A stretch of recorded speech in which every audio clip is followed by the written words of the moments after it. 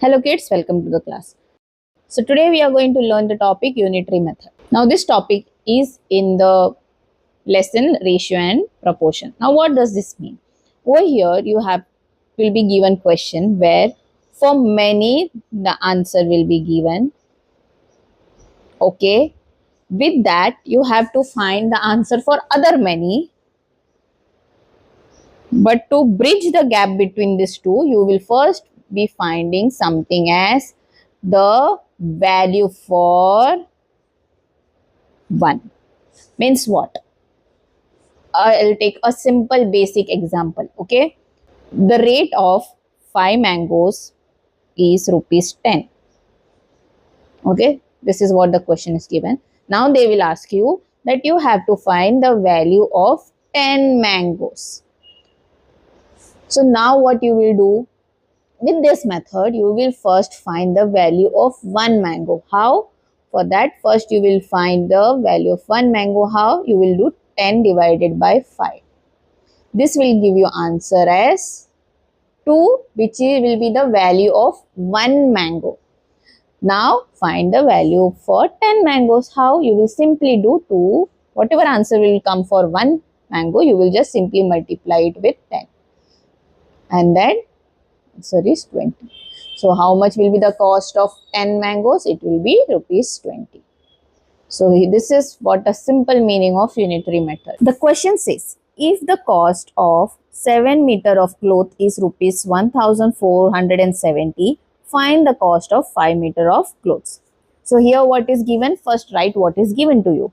Cost for 7 meter is given. How much it is? Rupees 1470. Now you have to find the value for 5 meter of clothes.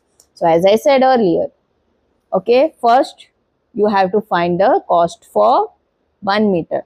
What you will do? You will first divide the cost, that is 1470 by 7.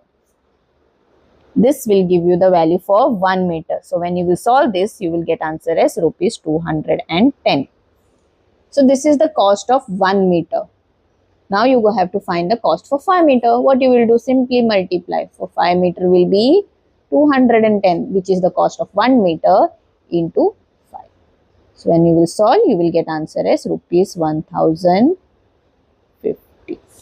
So the cost of 5 meter cloth will be rupees 1050. Okay. See, here I have done shortcut. I have not written full statement. Whenever you find word problem, you have to write the statement. This is just for your understanding. I have written in the shortcut way. Now I'll take one last question which you can solve with me and cross check your answer. The question is, Arun earns rupees 3000 in 10 days. How much he earns in 30 days? Now here first write what is given. How much does he earn in 10 days? He earn rupees 3000. Okay, and you have to find for 30 days. How will you find? First you find for 1 day. How much it will be? 1 day it will be 3000 divided by 10. When you solve, it will be rupees 300. 300 is for 1 day. Now you have to find for 30 days. So 30 days it will be 30 or 300 into 30. That is value for 1 day multiplied by number of days that you have to. So when you will solve this, you will get answer as rupees 9000. So Arun earns rupees 9000 in 30 days. So I hope you have understood this. If yes, then do subscribe to my channel. Meet you in the next class. Till then, take care. Bye bye.